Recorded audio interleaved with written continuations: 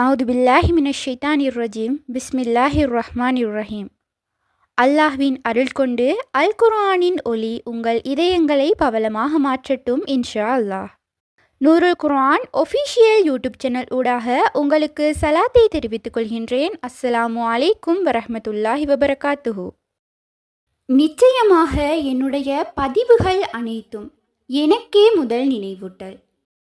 இன்றைய பதிவில் நாம் பார்க்க இருப்பது, நம்முடைய வாழ்க்கையில் எல்லோருக்கும் பொதுவாக இருக்கும் ஒரு கவலை என்ன தெரியுமா? அதுதான் ரிஸ்க். அதாவது வாழ்க்கையை வாழ்வதற்கான வருமானம், அதற்கான வளம், நிம்மதி, இவைதான். சில நேரங்களில் நாம் மிகவும் முயற்சி செய்திருப்போம், அதிகமாக உழைத்திருப்போம்.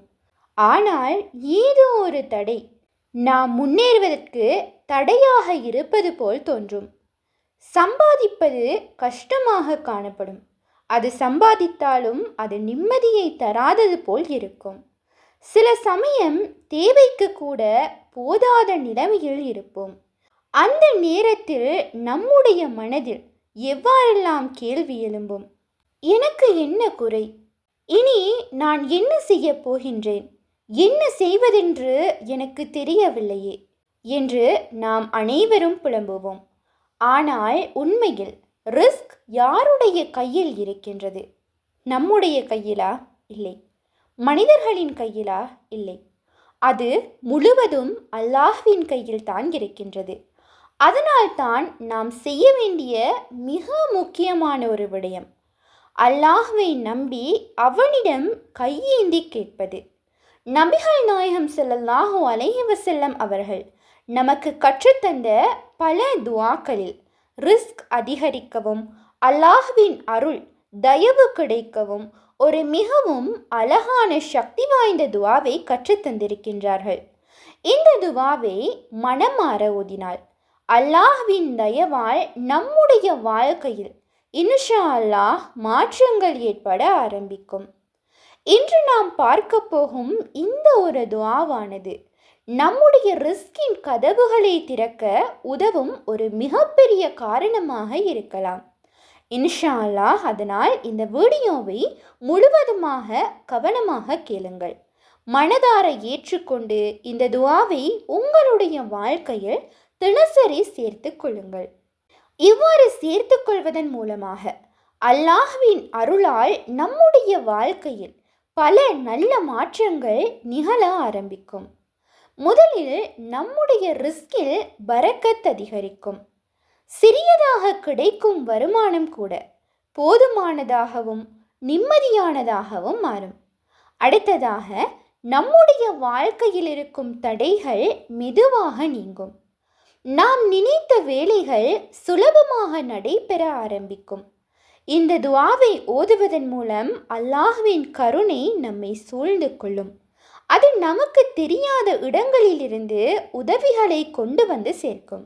சில நேரங்களில் நாம் எதிர்பார்க்காத வழிகளிலிருந்து கூட வாய்ப்புகள் திறக்கும். புதிய வழிகள், புதிய சந்தர்ப்பங்கள் நம்முன் வந்து நிற்கும். மேலும் இந்த துஆ நம்முடைய மனதுக்கு ஒரு அமைதியை தரும். பயம், கவலை, மன அழுத்தம் அனைத்தும் குறைய ஆரம்பிக்கும். இந்த துஆவை உண்மையான நம்பிக்கையுடன் ஓதும் போது அல்லாஹ் நம்மை ஒருபோதும் இன்ஷா அல்லாஹ் கைவிடவே மாட்டான். இது ஒரு சாதாரண வார்த்தைகள் அல்ல. அல்லாஹ்விடம் நேரடியாக அவனுடைய அருளை கேட்கும் ஒரு அழகான துஆ. அதனால் இந்த துஆவை உங்களுடைய வாழ்க்கையில் தினசரியாக சேர்த்து கொள்ளுங்கள். நம்பிக்கையுடன் தொடர்ந்து ஓதுங்கள். இன்ஷா அல்லாஹ் உங்களுடைய வாழ்க்கையில் நல்ல மாற்றங்களை கண்டிப்பாக உணர்வீர்கள். இப்போது அந்த அழகான துஆவினை நாம் பார்க்கலாம். اللهم إني أسألك من فضلك ورحمتك فإنه لا يملكها إلا أنت. اللهم إني أسألك من فضلك ورحمتك فإنه لا يملكها إلا أنت. இதனுடைய பொருள் என்னவென்றால், யா அல்லாஹ், உன் அருளையும் கருணையையும் நான் கேட்கின்றேன். ஏனெனில் அதை உன்னை தவிர யாராலும் கொடுக்க முடியாது. இந்த துஆவில் நாம் கேட்கும் விடயங்கள் என்ன தெரியுமா?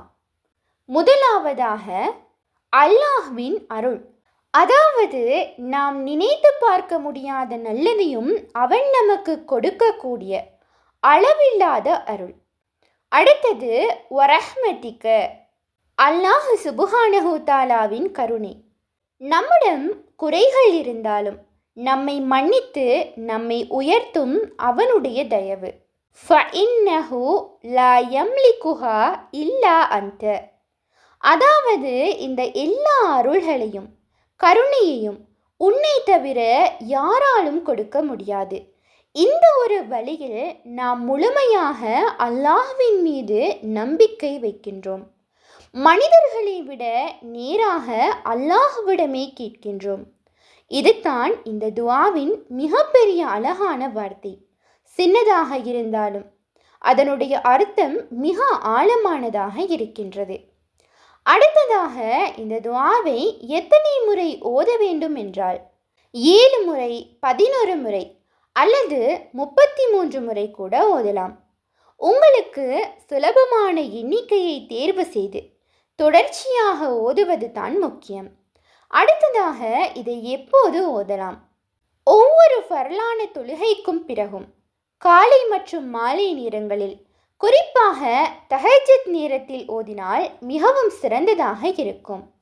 இதனை ஓதும் போது முதலில் அல்ஹம்துலில்லாஹ் என்று அல்லாஹ்வை புகழ்ந்து ஆரம்பியுங்கள்.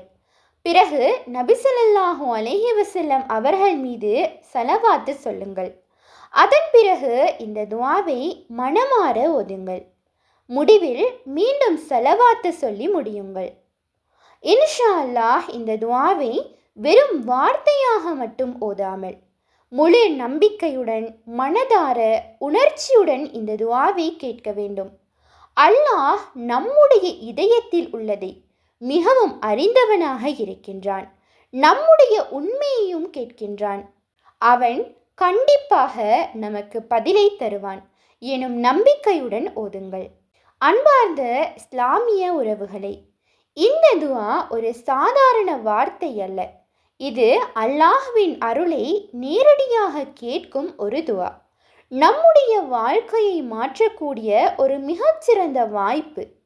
நாம் எவ்வளவு பிரச்சனைகள் இருந்தாலும், எவ்வளவு குறைவாக நம்முடைய ரிஸ்க் இருந்தாலும், ஒரே ஒரு முறை மனதார அல்லாஹ்வை நோக்கி கேட்கும் போது அவன் நம்மை ஒருபோதும் கைவிட மாட்டான். அதனால் இந்த துஆவை இன்று முதல் உங்களுடைய வாழ்க்கையில் சேர்த்து கொள்ளுங்கள். தொடர்ச்சியாக நம்பிக்கையுடன் ஓதுங்கள். இன்ஷா அல்லாஹ் நீங்கள் எதிர்பார்க்காத விதத்தில் உங்களுடைய வாழ்க்கையில் நல்ல மாற்றங்கள் ஆரம்பிக்கும். ரிஸ்க் அதிகரிக்கும், பரக்கத் ஏற்படும், நிம்மதி உங்களுடைய மனதில் நிலைநிறுத்தப்படும். அல்லாஹ் சுப்ஹானஹு தஆலா நம் அனைவருக்கும் அவனுடைய அருளையும் அவனுடைய கருணையையும் பொழிவானாக. ஆமீன். இன்ஷா அல்லாஹ் நீங்களும் ஆமீன் என்று கூறிக்கொள்ளுங்கள். இந்த வீடியோவானது உங்களுக்கு பயனுள்ளதாக இருந்தது என்று நினைத்தால் அல்ஹம்துலில்லாஹ் என்று கமெண்ட் செய்யுங்கள். மேலும் நூருல் குர்ஆன் ஒஃபிஷியல் யூடியூப் சேனலை சப்ஸ்கிரைப் செய்யுங்கள். இந்த நன்மையை மற்றவர்களுக்கும் அதிகம் பகிருங்கள். அடுத்ததாக உங்களுடைய மேலான துஆக்களில் என்னையும் சேர்த்து கொள்ளுங்கள். இன்ஷா அல்லாஹ் மற்றொரு பயனுள்ள பதிவோடு சந்திப்போம். உண்மையான அறிவை தேடும் வழி அல் குர்ஆனாகும். உங்கள் ஆதரவுகளுக்கு ஜஸாக்குமுல்லாஹ் ஹைரன். தொடர்ந்தும் எம்முடன் பயணியுங்கள். அஸ்ஸலாமு அலைக்கும் வரஹ்மத்துல்லாஹி வபரகாத்துஹு.